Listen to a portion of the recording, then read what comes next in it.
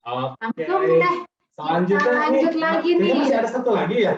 Oh ya, kita akan bagi ilmu lagi nih. Bagi Satu ilmu, lagi. Ada lagi nih ilmu sharing knowledge nih. Nah ini untuk materinya itu perawatan prediktif berbasis analisis pelumas pada mesin diesel berbahan bakar B30. Mungkin di sini juga semuanya udah pada pakai B30 kali ya. Nah, ini akan dibawakan sama siapa ini Mbak ya? Dibawakan oleh Bapak Trius Widianto. Ini beliaunya itu selaku ahli pembakaran dan pelumas dari ITB. Oh, dari Pak Trius Widianto, ini dari ITB ya Pak? Saya juga dari Bandung Pak. Oh, dari Bandung. Saya bukan dari Bandung Pak. Baik. Jadi mungkin Pak Tri, bagaimana Pak Tri? Sudah siap Pak Tri? Alhamdulillah sehat, siap Mas. Sehat, alhamdulillah. Itu yang terpenting Pak. Betul Pak, harus Betul. sehat. Jadi Pak Tri ini di Bandung nggak Pak? Saya di Jogja Mas. Oh di Jogja. Bapak orang Bandung tapi di Jogja. Mbak, kebetulan kan kemarin libur jadi nengok ibu lah. Sudah Iya betul Pak, mumpung ada kesempatan ya Pak ya. Ya mumpung tidak sibuk. Betul. Siap. Mungkin bisa langsung dimulai aja mau ya. Pak Trius Widianto. Ya. Kesempatannya monggo Pak. Ya baik Pak Andrian sama Mas Farhan. Terima kasih. Assalamualaikum warahmatullahi wabarakatuh. Selamat pagi. Waalaikumsalam warahmatullahi wabarakatuh. Kita akan diskusi untuk topik yang berikutnya. Tadi sudah dibacakan judulnya, cukup panjang. Keterkaitan antara pelumas dengan bahan bakar B30. Izin saya share screen ya.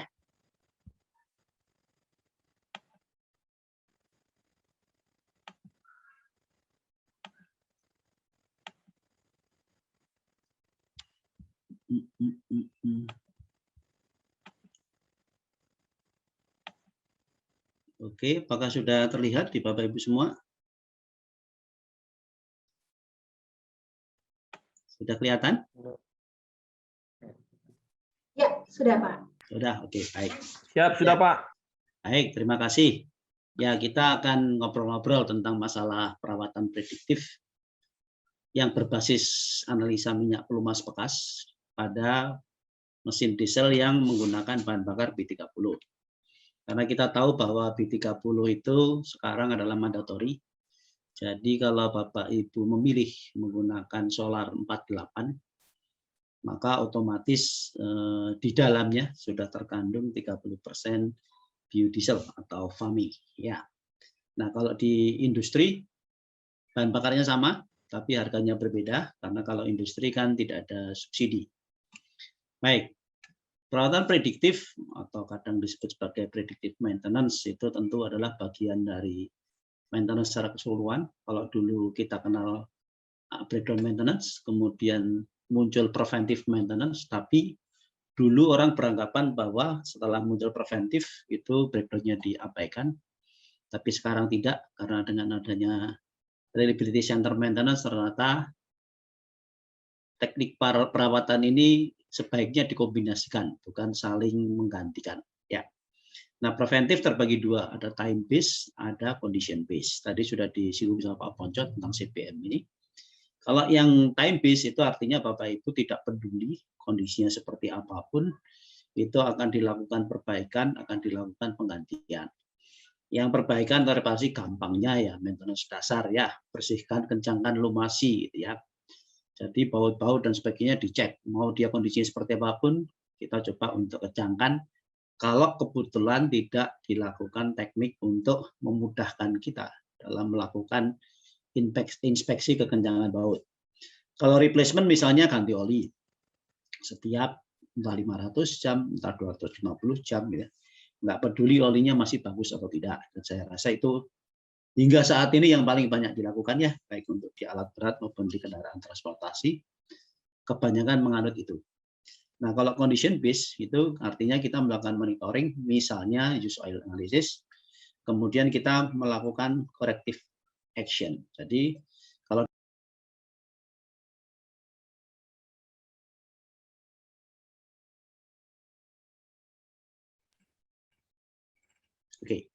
kalau ternyata dari hasil analisisnya itu pelumasnya masih bagus. Nah, kalau di dalam CPM atau dalam condition based maintenance itu sebaiknya olinya jangan diganti. Gunakan dulu sampai kemudian mungkin kualitasnya masuk daerah attention. Ya. Kemudian satu lagi yang berkembang terakhir adalah detective maintenance. Jadi orang tidak puas dengan kehandalan yang ada. Dia ingin meningkatkan kehandalannya. Karena itu selalu ada kegiatan failure finding untuk mencari kegagalan itu karena apa, simptomnya seperti apa. Kemudian kalau terjadi breakdown di analisis, kemudian dilakukan root cause analysis, sehingga kalau ketemu root cause-nya, maka setelah itu failure karena sebab tersebut akan berkurang atau menjadi hilang. Dengan begitu, maka otomatis reliability akan meningkat. Nah, condition based maintenance ini sekarang dikenal sebagai PDM atau predictive maintenance. Perawatan prediktif ini banyak sebetulnya ya. Ada yang berdasarkan getaran, vibrasi, ada yang berdasarkan use oil analysis, ada yang berdasarkan noise analysis, ada juga yang berdasarkan thermal analysis. Nah, kalau vibration ini unggulnya adalah kita bisa mendeteksi tanda-tanda kegagalan secara dini dan mampu melokalisir kegagalannya kira-kira ada di mana. Tapi tidak bisa memastikan komponen apa yang mengalami kegagalan. Kalau oil analysis, dia mampu mendeteksi komponen mana yang gagal, karena setiap komponen itu punya paduan logam tertentu. Gitu ya. Noise analysis ini mampu mendeteksi sumber kegagalan, tapi ada tapinya. Jika amplitude getarannya sudah cukup tinggi. Kalau masih kecil, masih rendah, belum ada noise. Kemudian thermal analysis, itu mampu mendeteksi komponen yang mengalami kegagalan jika gesekan sudah tinggi. Kalau gesekan tinggi, artinya kausan juga sudah tinggi, masih muncul panas berlebih, nah disitulah baru kemudian thermal analysis ini bisa mendeteksi. Gambarannya secara umum seperti ini. Jadi kalau kita gunakan thermal analysis, itu kita akan mengalami kegagalannya itu dalam waktu yang tidak terlalu lama. Atau bahkan kadang-kadang cuma beberapa jam kemudian kita mengalami gagal. Tapi kalau kita menggunakan noise, agak cukup lebih panjang. Jadi kalau tadi kenaikan temperatur itu 1 sampai 5 hari, mungkin kalau noise ini bisa sekitar sebulan lah ya.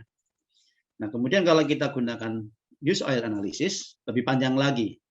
Sekitar 1 sampai 6 bulan sebelum kegagalan kita sudah mulai bisa mendeteksi simptomnya. Tapi kalau vibrasi bisa lebih lama lagi atau lebih dini lagi, 9 bulan sebelum failure. Ini tercantum dalam bukunya John Mowbray tentang RCM. Nah, sebetulnya kegagalannya sendiri sudah lebih awal lagi, hanya saja mungkin alat ukur yang kita gunakan tidak mampu atau belum mampu mendeteksi kegagalan yang simptomnya masih sangat lemah. Analisis minyak lumas. Sebetulnya di analisis minyak lumas ini yang kita analisa adalah sifat fisika dan kimia. Dan sifatnya adalah perbandingan. Jadi ketika baru seperti apa, ketika sudah digunakan dalam jangka waktu tertentu, misalnya 100 jam atau 50 jam, sudah menjadi seperti apa? Biasanya viskositasnya turun paling cepat karena di dalamnya ada aditif yang namanya viscosity index improver yang akan paling cepat rusak gitu ya. Kemudian ketika sudah mencapai umur tertentu sesuai rekomendasi, kita juga lakukan analisis. Nah, kalau misalnya di situ masih bagus, biasanya kita harus berani untuk meneruskan jika Bapak Ibu ingin mendapatkan keuntungan lebih. Karena penggunaan pelumas dengan masa pakai yang lebih panjang. Kemudian jangan lupa yang kita sering adalah kita punya data, kita kumpulkan saja. Biasanya kita analisa kalau terjadi kegagalan. Nah itu parah karena kita gagal dulu baru kita analisa. Jangan, kita balik. Analisis dulu sehingga kita punya tren, sehingga kita bisa meramalkan apa yang disebut sebagai PF interval. PF interval adalah titik di mana simptom muncul, ya. Kemudian F adalah titik di mana kegagalan dialami, ya. Nah, di situ kalau kita dapat PF interval, maka biasanya yang disarankan monitoringnya adalah sepertiga dari PF interval tadi. Jadi tidak terlalu sering, yang akhirnya akan biaya tinggi, tidak terlalu jarang juga, yang akhirnya reliability dan reliability-nya turun. Kemudian melakukan analisis atas perubahan berbagai sifat fisika dan kimia yang ada di dalam pelumas tadi, mengkonfirmasi perubahan sifat fisika dan kimia tadi dengan data perawatan. Jadi kadang ada lonjakan, misalnya kok yang sekian lama trennya viskositasnya sudah mulai naik, tiba-tiba turun. Nah, itu kita harus mengkonfirmasi dengan yang dilakukan oleh tim perawatan apa waktu itu. Mungkin salah topping dengan oli yang lebih encer, gitu ya, atau yang lain-lainnya.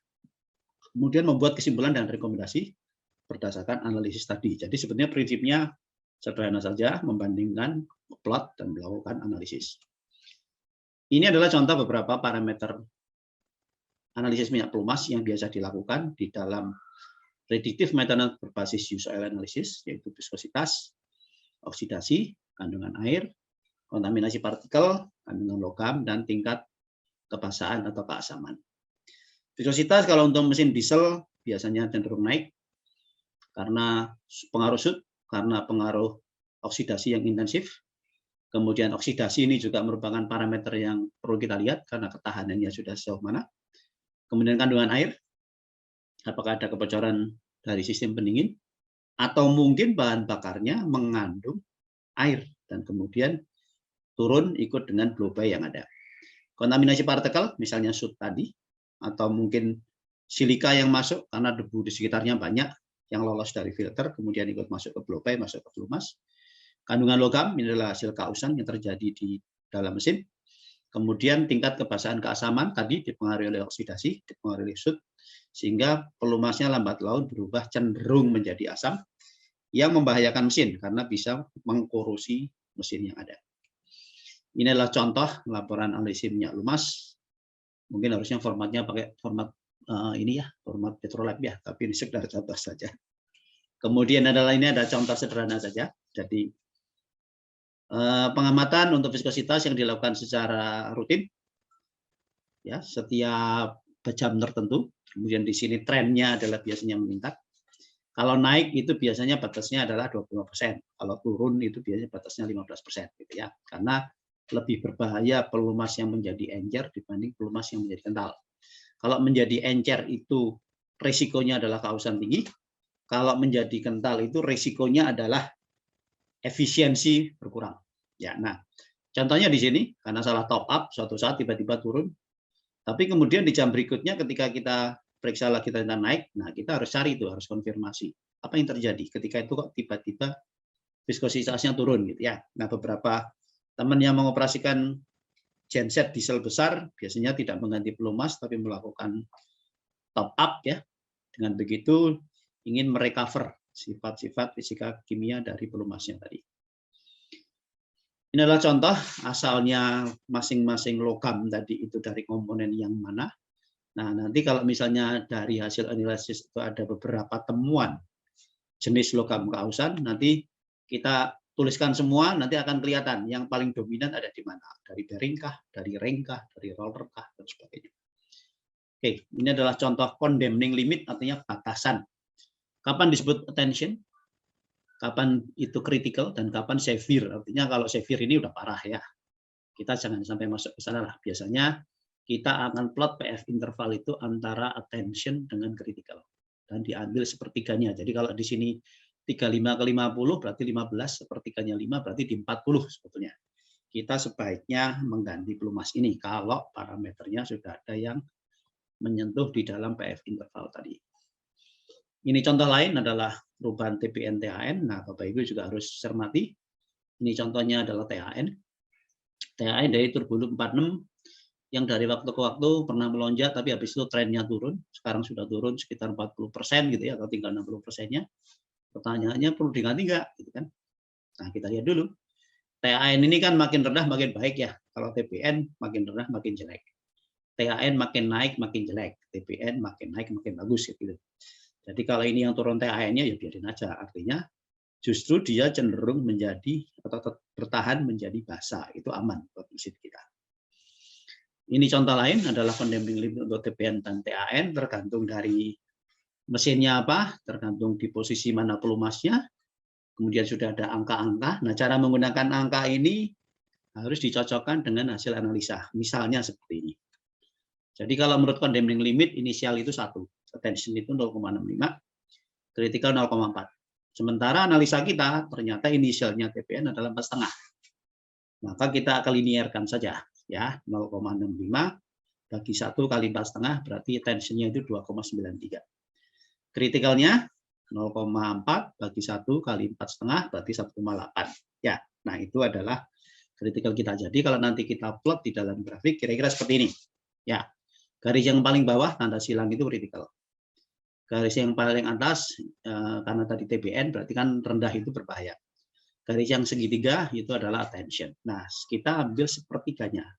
Berarti antara 1, sekian tadi dengan hampir 3 kita ambil sepertiganya, maka akan ada di situ ya, karena dari atas dia kan TBN turunnya. Nah, ini adalah contoh plotting. Awalnya diambil baru, kemudian 100 jam diambil, 500 jam diambil, ternyata belum menyentuh kritikal ya. Kemudian kita coba prediksi dari 3 titik yang ada, ini kira-kira ininya kan kapan ya. Nah, kita prediksi ini nanti akan fill kira-kira atau menyentuh kritikal itu sekitar 2800. Tensinya tadi akan tercapai di sekitar 1200 jam misalnya ya. Nah, dari situ kita plot, oh berarti kita harusnya ganti oli itu di 1700 gitu ya. Yang tadinya mungkin rekomendasinya adalah absolutkan misalnya 1000. Dengan begitu kita mendapat keuntungan perpanjangan penggunaan pelumas tapi masih beroperasi secara aman. Baik, itu tentang sekilas tentang predictive maintenance. Kita lanjut ke berikutnya adalah biosolar. Ya, biosolar ini mandatori. Tahun 2019 kita B20, tahun 2020 kita B30. Mestinya tahun ini tadinya ingin B40. Tapi karena kondisi pandemi, kita tetap bertahan di B30 ya. Dan B40 pun belum tahu apakah dibuatnya hanya dicampur FAMI atau dicampur dengan D100 gitu ya. Jadi bahan bakar nabati tapi hasil cracking ya, hasil refinery. Oke. B30 yang sekarang itu adalah merupakan mandatori dari peraturan Menteri ESDM yang roadmap-nya atau tahapannya sudah jelas, sudah diputuskan tahun 2015 saya kira ya. Nah, kemudian di sini pemanfaatan biodiesel itu harus bagi produsen maupun pengguna bahan bakar mesin diesel. Tentu pertanyaan banyak orang itu adalah kalau saya menggunakan B30 aman nggak ya? Baik untuk mesin saya maupun untuk pelumas yang saya pakai gitu. Mari kita lihat. Biosolar itu tahun 2021 adalah B30. Cara mencampurnya ada 2 jenis. Yang pertama adalah inline blending, jadi ada tangki dengan solar murni, setan nomor 48. Ada tangki dengan isi FAMI murni atau B100, kemudian dicampur di sistem blending inline, lalu kita akan mendapatkan B30. Nah, yang ini lebih homogen. Tapi kalau di daerah belum semuanya punlah inline blending. Kadang menggunakan yang disebut sebagai tank blending. Jadi datang tertangki, kemudian di dalam tertangki itu dimasukkan B100 dulu sebanyak 30%.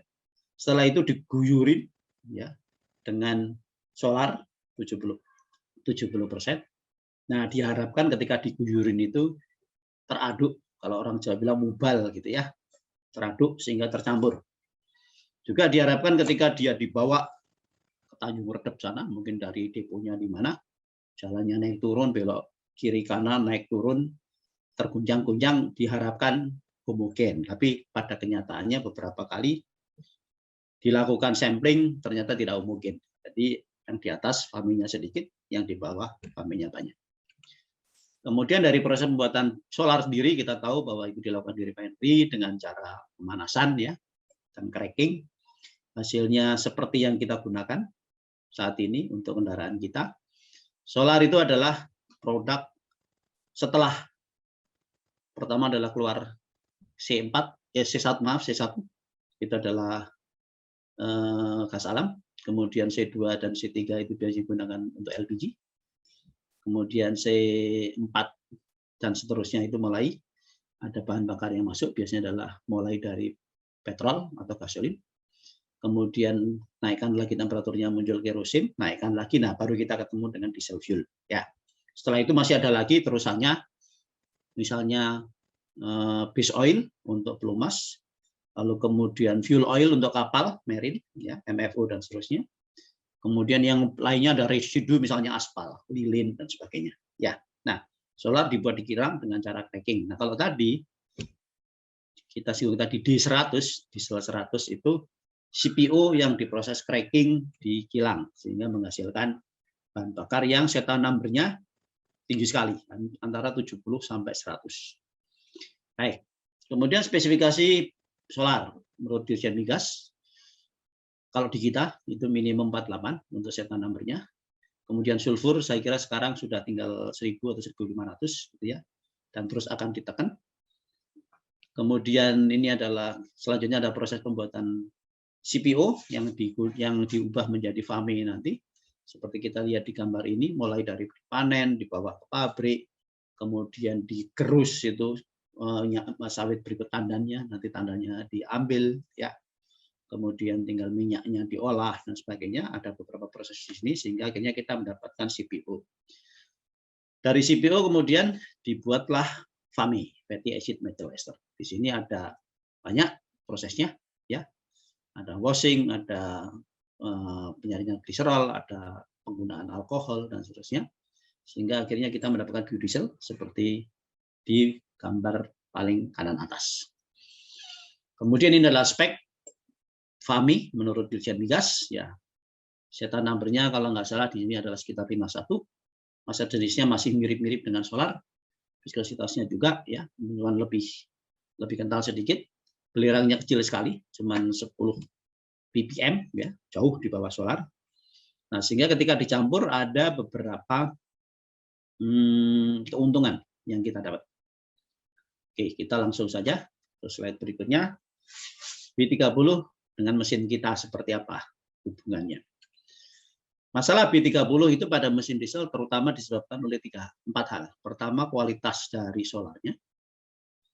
Ya, apalagi kalau jauh dari depo, itu harus diangkut dengan misalnya tongkang. Ada bahaya tercampur dengan air ketika selama transportasi. Kemudian kualitas dari FAME-nya sendiri lebih 100. Karena FAME tidak diproduksi oleh Pertamina, tapi dibeli dari supplier. Dan merupakan gabungan dari banyak supplier, mengingat kebutuhannya yang sangat besar. Bapak Ibu bisa perkirakan kalau mencampur 30%, kemudian solar kita itu sekitar 38 juta KL per tahun. Nah, tinggal dikalikan aja, sepertiganya kira-kira berarti kan 12-an ya. 12-13 juta KL per tahun. Ya, jadi 13 miliar liter FAME per tahun yang dibutuhkan untuk dicampurkan di biosolar. Kemudian masalah pencampuran yang tadi belum tentu pakai inline bending yang homogen. Kemudian yang berikutnya lagi adalah masalah penyimpanan. Jadi untuk B30 ini spesial Bapak Ibu diharapkan tidak menyimpan B30 lebih dari 2 minggu karena biasanya akan terjadi separasi, akan terjadi kenaikan kadar air karena sifat dari FAME yang higroskopis atau menyerap air.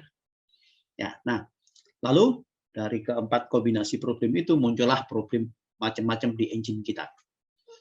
Filter tersumbat karena memang sifat FAME yang bisa merontokkan kotoran atau sebagai deterjen. Ya, tentu itu akan menyumbat filter. Kemudian sifat FAME yang tidak tahan terhadap oksidasi. Dan apalagi kalau kita menggunakan filter kertas, ada fenomena listrik statik yang mengakibatkan oksidasi FAME tadi sehingga tampak hitam filternya. Kemudian adanya gel, ya, adanya bakteri yang tumbuh sehingga akhirnya akan menyumbat filter juga. Nah, kalau filter sumbat otomatis pasti daya berkurang. Kalau teman-teman di lapangan bilangnya power loss gitu ya. Jadi kalau misalnya nih dam heavy, dam truknya itu sudah diisi penuh, kemudian ketika memulai jalan itu putarannya lebih dari batas tertentu, misalnya 1500, maka langsung operatornya akan tahu ini sudah mulai terjadi power loss gitu ya. Nah, kalau seperti yang terjadi otomatis pasti butuh bahan bakar yang lebih banyak karena RPM-nya harus lebih tinggi. Terus ya. Kemudian problemnya adalah karena sifat dari FAME yang memang tidak tahan terhadap oksidasi.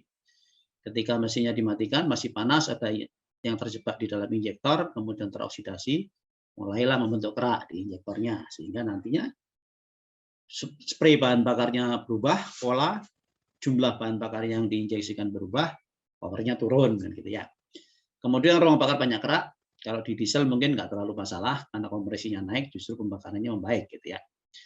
Tapi kalau melewati batas tertentu ya repot juga, apalagi kalau katupnya model yang masuk ke dalam piston, tentu akan berbahaya, akan menabrak katup yang ada. Kemudian ruang bakar bahan bakar berkarat karena tadi sifat kami yang higroskopis, dia bisa menyerap air dan membuat masalah di dalam mesin kita. Nah tentu kalau untuk common rail itu lebih sensitif lagi penggunaan B30. Ini adalah contoh penjelasan dari masing-masing tadi. Filter tersebut karena sifat deterjensi dari B100 yang mampu merontokkan kotoran. Ada gel ya, sehingga atau muncul emulsi ya, sehingga di situ jamur bakteri tumbuh. Adanya aliran listrik statik yang muncul akibat aliran bahan bakar melalui prioritas filter yang akhirnya nanti akan mengoksidasi bahan bakar sehingga tampilan filternya menjadi hitam. Kalau Bapak Ibu pegang, tidak ada kotoran, bukan kontaminan, tapi hitam semua. Nah, itu kira-kira adalah karena pengaruh oksidasi listrik statis. Kemudian daya berkurang. Ya, seperti yang tadi, filter tersumbat, ya pasti suplai bahan bakar kurang, daya turun. Kerak di injektor, mengapa suplai bahan bakar juga. Kemudian, nah ini dia, bawaan dari B100 ini nilai kalorinya cuma 37 megajoule per kilogram. Solar 43, jadi Bapak Ibu bisa bayangkan. Kalau sekarang yang 30% dari yang 43 ini digantikan dengan 37, tentu nilai kalori totalnya menjadi lebih rendah. Bahan bakar boros karena nilai kalori lebih rendah, sehingga energi persatuan massanya berkurang, otomatis per liternya juga ikut berubah. Kemudian angka setanya naik, tapi cuma sedikit, cuma 1,9, sehingga kurang begitu berpengaruh terhadap bahan bakar yang terjadi. Kemudian sifat ketidaktahanan oksidasi, ya di B100 itu akan menyebabkan bahan bakar tadi terjebak di injektor dan menjadi kerak. Kemudian sifat deterjen di B100 itu sayangnya nggak bisa mengikis kerak yang terbentuk, sehingga tetap aja akan muncul kerak seperti yang tampak pada gambar di bawah ini.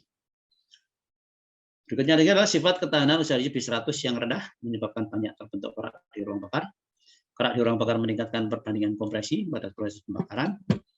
Kemudian konstruksi dari mesin diesel sendiri dengan katup yang masuk seperti lihat di piston ini ke dalam piston, katup yang masuk ke dalam piston, sehingga kalau keraknya banyak ada kemungkinan piston akan menabrak ke katup tadi sehingga akan terjadi kegagalan mekanik.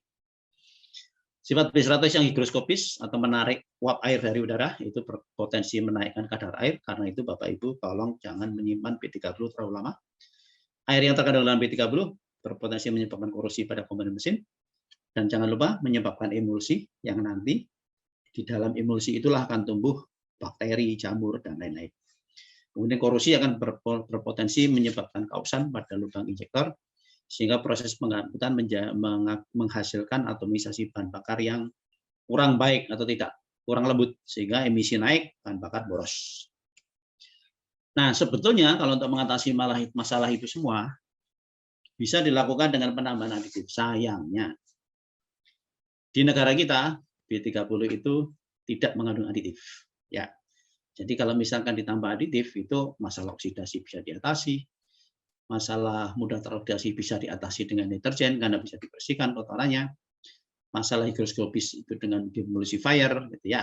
Masalah higroskopis juga yang menyebabkan korosi bisa dengan anti korosi.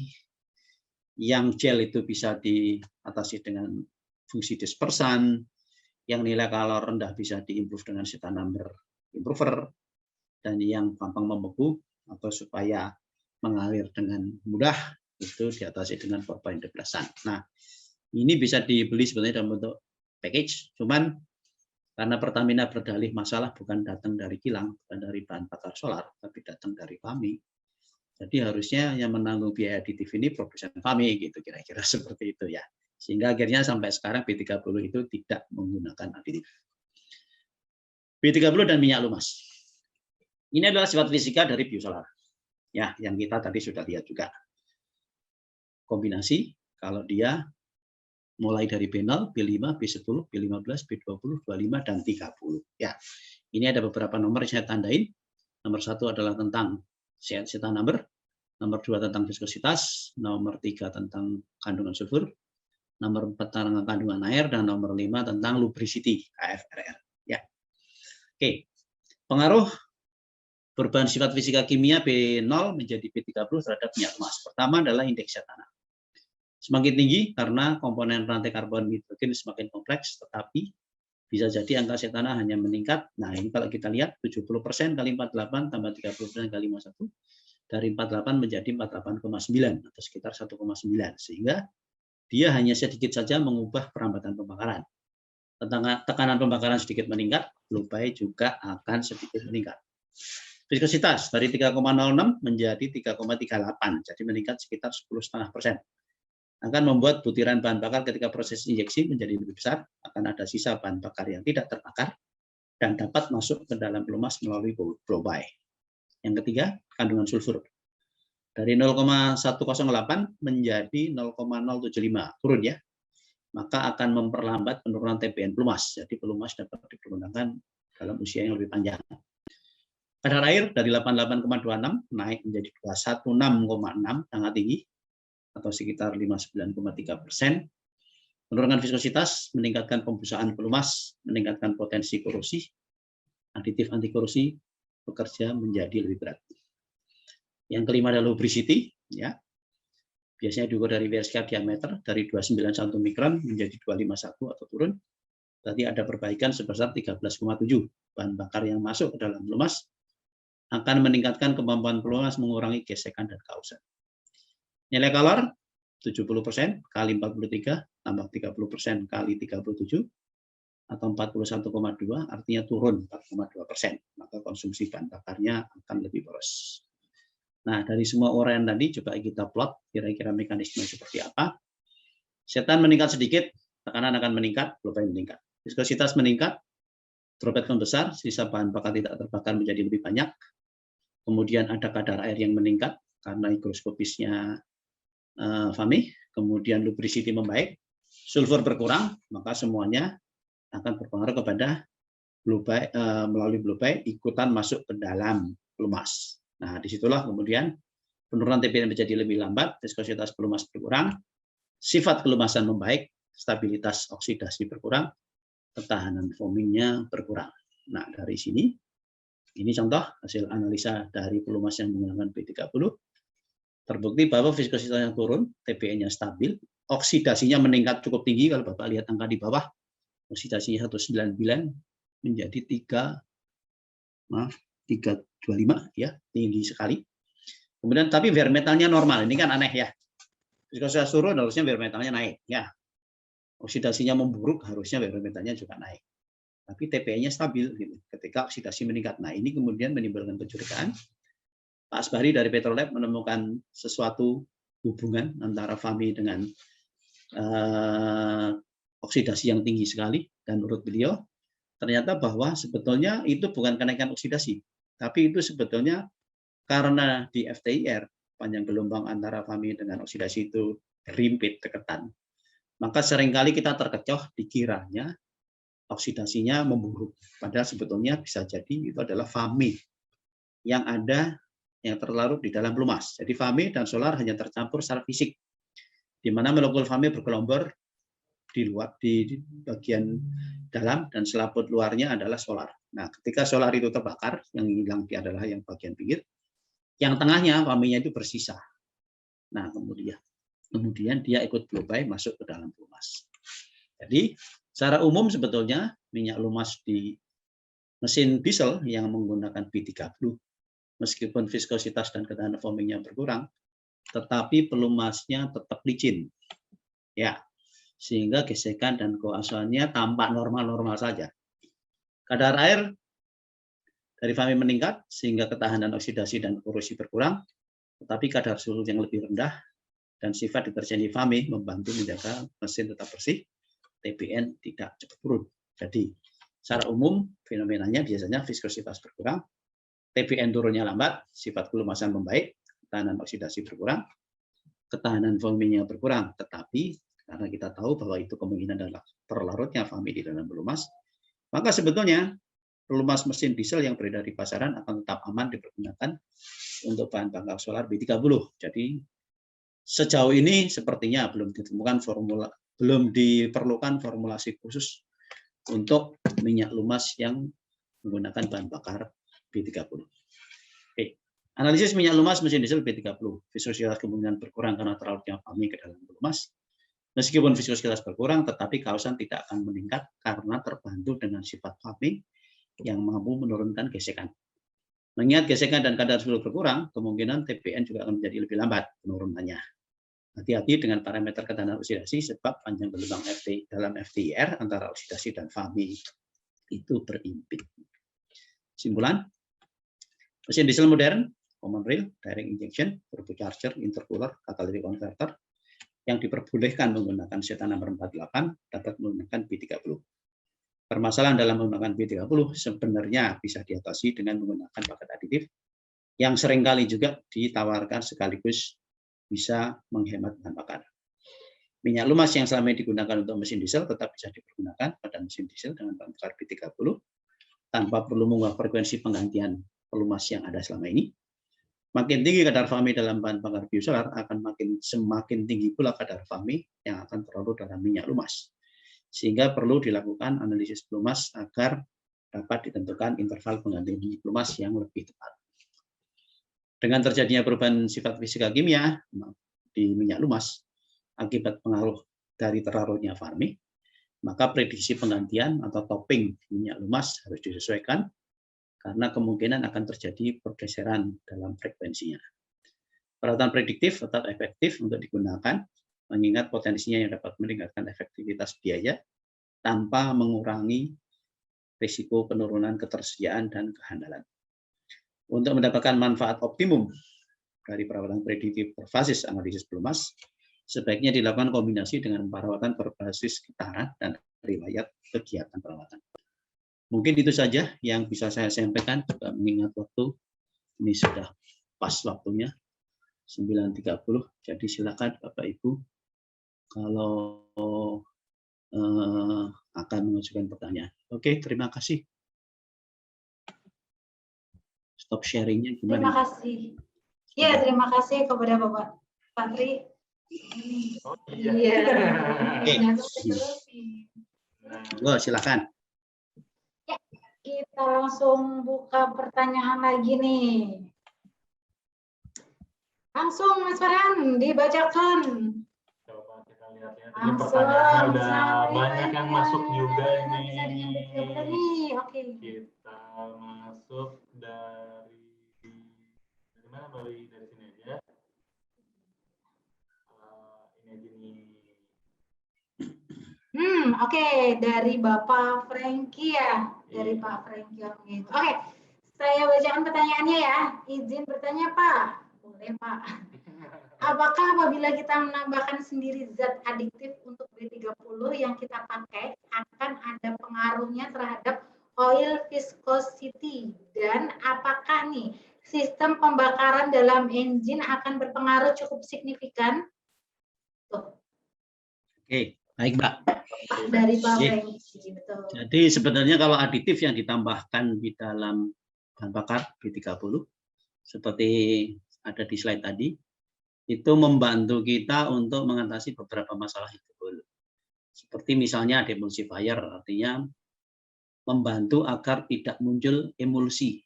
Kenapa kok itu perlu dicegah? Karena di emulsi itulah munculnya bakteri, timbulnya jamur, dan macam-macam ya, yang nanti akan menjadi gel yang menyumbat di filter kita.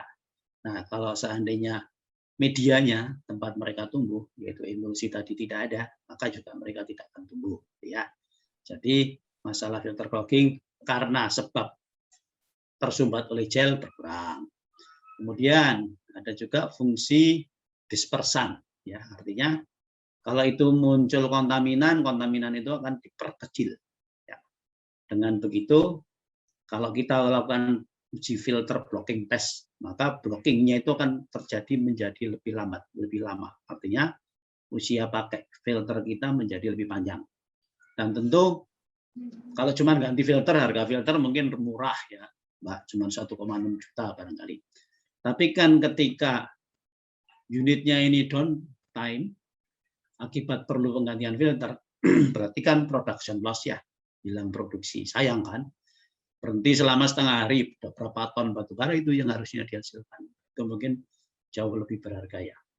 Nah, kemudian yang lain lagi adalah misalkan karena kemampuan deterjensi tadi, deposit yang ada di injektor bisa dihilangkan, deposit yang ada di piston bisa dihilangkan, sehingga kemungkinan kurangnya suplai atau suplai bahan bakar atau power loss bisa dihindari ya.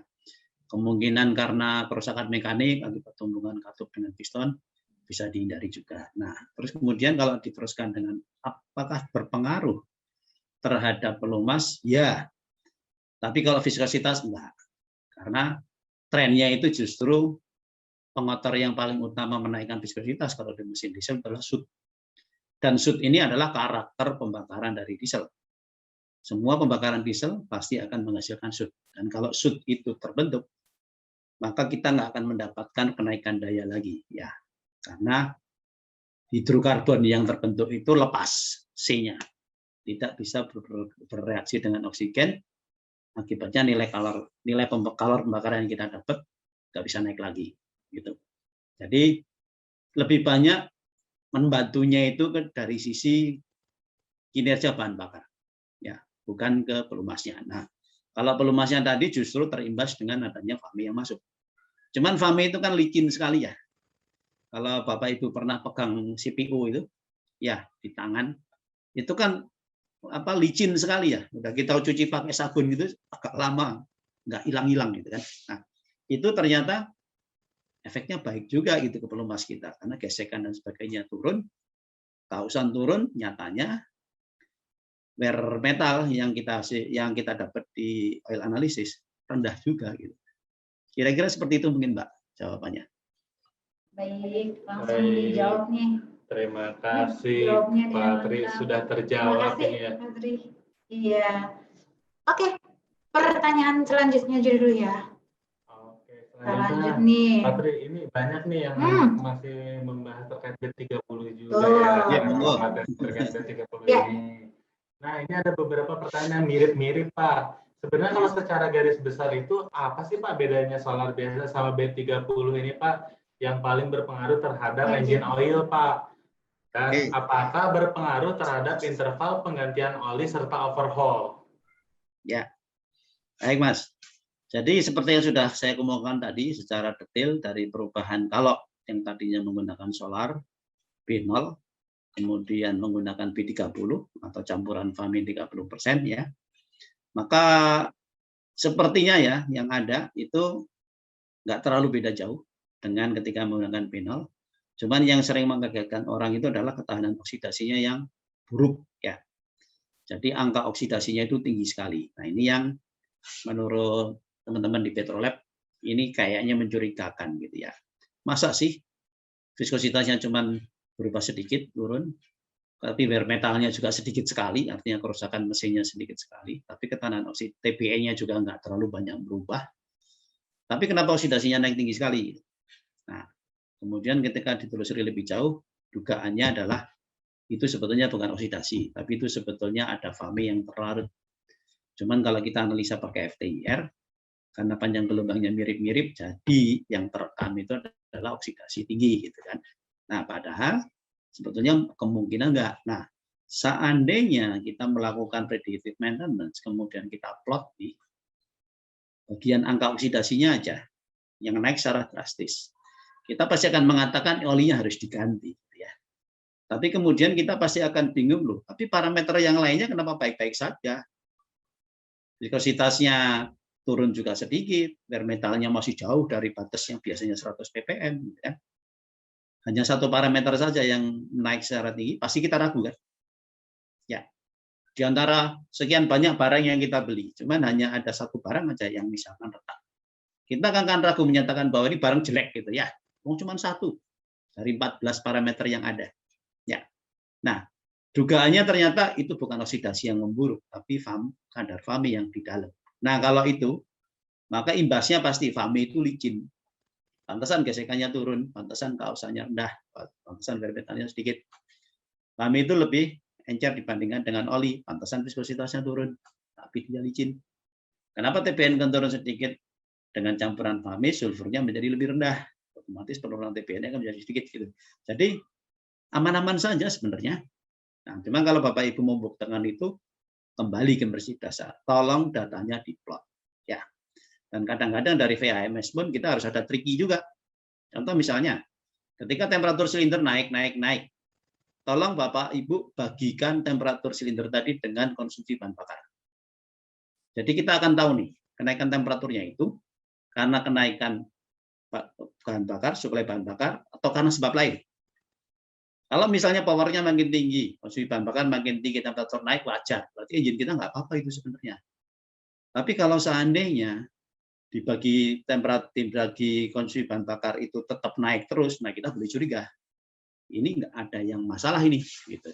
Ya. Nah, kemudian kalau yang tadi dari sisi pembakaran, kebetulan saya lihat sekilas ada yang menanyakan, pembakaran itu karena sifat dari fame yang tidak tahan terhadap oksidasi, pasti depositnya banyak. Nah, deposit itulah yang kemungkinan akan larut, bisa ikut blowback ke bawah, sehingga kontaminasi naik, kan gitu ya. Nah, kita cek aja ISO cleanliness-nya dari pelumas itu. Berubah banyak nggak? Kalau enggak, kemungkinan depositnya nggak ikut turun blowback, tapi ikut keluar ke gas buang sebagai PM, partikulat meter. Gitu ya. Mungkin itu, Mbak, sementara jawabannya. Ya, sudah terjawab juga ya. Iya, yang sudah clear sekali ini. Terima dari kasih Pak Tri, lengkap deh. Oke, Baik. pertanyaan yang ada pertanyaan lagi nih Pak. Iya. Nah, Karena ini cukup dari excited juga ini Pak. Di sini banyak pertanyaan juga ini. ya, ini dari Pak Andi Pujoni. Pertanyaannya Pak, ini untuk standar condem mining, limit logam ataupun yang lainnya untuk produk lain di luar unit Komatsu nih, apakah diambil dari standar dari setiap model masing-masing atau baseline di jenis model yang sama di kelasnya nih Pak? Oke, baik Pak. Jadi condemning limit ini sebetulnya berlaku umum, Pak. Ya, makanya tadi kita lihat condemning limit, kemudian misalnya nih ada TBN, ada TAN. Nah, bergantung dari pelumasnya ini ada di mana. Pelumas transmisi tentu beda dengan pelumas engine, ya. Pelumas engine diesel beda dengan pelumas gas engine, beda dengan gasolin dan sebagainya. Nah, masing-masing sudah ada batasannya. Cuman kalau pelumas mesin diesel, TBN, condemning limitnya sekian, TAN sekian, itu berlaku umum untuk semua mesin diesel. Kenapa? Karena datanya itu dikumpulkan dari berbagai macam jenis mesin diesel. Jadi condemning limit ini tidak bergantung lagi ini di mesin doser dieselnya, ini dieselnya dari genset, ini dieselnya dari ekskavator, enggak. Secara umum itu seperti itu. Nah, di dalam condemning limit itu ada attention, artinya kita dikasih peringatan nih, pelumas kita sudah mulai menurun kualitasnya. Ada critical yang sebaiknya kita jangan sampai situ, atau setidaknya di situ harus sudah diganti. Ada lagi yang severe, wah kalau severe jangan sama sekali, bahaya itu, bisa jam mesin kita. Nah, sudah dikasih batas-batas itu, jadi buat kita harus melihat 14 parameter yang lain, lalu lihat yang sudah nyampe condemning limit yang mana. Nah, kalau cuma satu seperti kasus oksidasi tadi, hati-hati. Karena belum tentu. Tapi kalau sudah cukup banyak, 3 lebih, nah, berarti memang pelumasnya harus diganti. Nah, cuman Bapak Ibu untuk bisa masuk sampai condemning limit ini tidak mudah. Karena butuh keberanian. Butuh meyakinkan atasan bahwa ketika kita extend penggunaan pelumas ini, unitnya akan aman-aman saja. Ya, saya pernah dengan teman grup lain, ya, dengan engine yang sama, Komatsu, kita terapkan menganalisa VHMS semuanya, ternyata itu bisa di-extend jauh untuk reman. Jadi tidak seperti rekomendasinya Komatsu. Pernah itu kami lakukan. Dan nyatanya baik-baik saja gitu ya. Cuma untuk meyakinkan itu tidak mudah, karena yang namanya manajemen pasti butuh kepastian bahwa yakin kita tidak akan ganti oli dan tidak akan ada masalah ini. Nah, Bapak Ibu harus bisa beberkan datanya. Bahwa ini masih jauh Pak dari condemning limit. Kira-kira nanti gantinya akan di mana? Itu tolong diplot datanya. Ya. Baru dengan begitu, kalau kita bicara pakai data, kemungkinan keyakinannya meningkat di manajemen. Apalagi bicaranya dalam bahasa US dollar. Nah, itu biasanya lebih mudah diterima lagi. Oh, kita bakalan menghemat sekian dolar. Boleh juga ini kan biasanya begitu. Mbak, kira-kira. Oke Pak, berarti sama itu ya Pak ya, kalau untuk dari setiap model unit itu ya Pak ya? Sama saja. Ya, baik. Terima kasih Pak Tri, udah terjawab juga pertanyaannya. Gimana nih? Ini mungkin dari Pak Edi Purwanto, ini ada raise hand ini Pak ya, dari RBA. Ada yang mau disampaikan Pak ini Pak? Monggo Pak Edi. Baik Pak Tri. Ya, perkenalkan Pak, saya Edi dari Rekoban Aset Sambarata Pak. Tadi saya sempat ikut cuma mulai dari PAP karena dari PIT tadi. Ini Pak Tri, sebenarnya dengan adanya PAP kan kalau saya lihat memang bagus ya untuk mendeteksi ya kan gejala-gejala yang kemungkinan akan terjadi. Tetapi dengan munculnya B30 ini Pak ya kan, secara data di saya itu secara cost itu memang naik Pak, ya, naik saya. Kenapa naik ya kan? Seperti Pak Tri sampaikan tadi ya kan, dengan adanya B30 ini saya melihat ya kan kalau unit habis standby atau breakdown lama ya kan, itu pasti nanti tinggal nunggu aja sehari 2 hari itu akan muncul namanya problem di engine, khususnya muncul E11 maupun E15 ya kan, sehingga kami dari internal plant sendiri ya kan membuat skenario unit yang breakdown lama lebih dari sekian hari itu kami lakukan flashing khususnya di tank review ya kan, sehingga nambah effort di situ Pak. Ya kan di situ ya. Terus dari sisi cost sendiri ya kan, ya ini kalau menurut saya mohon maaf ini lebih diuntungkan di distributornya karena jualannya filter pasti akan menambah ya kan, menambah daripada kalau di kami kontraktor pasti akan menambah ya kan gitu Pak. Karena sedikit pasti akan muncul ujung-ujungnya nanti ke filter yang akan buntu ya kan. Dari B30 yang sudah berjalan saat ini Pak ya kan. 2 tahun, hampir 2 tahun ya Mas, 1,5 tahun lah. Iya, dari teman-teman Yuti ya kan, selain apa yang kita lakukan flashing ya kan, sebenarnya masalah overload atau enggaknya ya kan, itu kan tergantung dari preventif kita ya kan, terdeteksi dari PAP tadi. Dari Yuti kemungkinan dari 12.000 ya kan overload, tapi kalau kita preventif kita kan bisa bagus, itu bisa lebih ya kan, tergantung dari kita sendiri ya kan itu. Ada nggak track dari Yuti untuk masalah B30 ini selain yang kita lakukan supaya dari komponen-komponen itu khususnya di engine itu bisa bertahan lebih lama ya kan, atau mungkin ada formula ya kan supaya kami yang ada di set atau di kontraktor itu nggak terlalu ribet dengan adanya B30. Mau nggak mau kan B30 harus kita terang Pak, karena kan programnya pemerintah ya kan. Kita harus bisa menjalankan apa, ada nggak di teman-teman itu yang formula yang bisa meningkatkan dari B30 itu lebih minimal hampir sama dengan yang dulu kita pakai pertama. Itu Pak Tri dari saya. Baik Pak Edi. Ya, terima kasih Pak Edi. Kalau yang berkaitan dengan komponen dan macam-macam nanti tanyakan ke Pak Ponco ya Pak. Karena saya kan bukan dari Yuti Pak. Masa saya bicara brand, bicara spare part gitu ya, nanti biar Pak Ponco aja. Nah, kalau yang masalah ini, masalah tadi Pak, yang unit yang breakdown lama, memang Pak, disarankan untuk trim bahan bakarnya. Kenapa? Karena tadi B30 itu Bapak nggak bisa simpan terlalu lama. Dia akan separasi Pak, akan misah. Yang paling atas solar, bawahnya lagi faminya, bawahnya lagi emulsi, campuran air dengan fami terutama, bawahnya lagi air. Nah ya, jadi kalau sampai ngendon lama, takutnya faminya terus nyerap uap air dari luar, karena kan ada venting ya antara tangki dengan udara luar. Kadar airnya naik, nanti ketika Bapak start pertama yang masuk air. Boleh kalau seperti itu, repot kita, karena pompa injeksi bisa kena, injektor bisa kena, ya.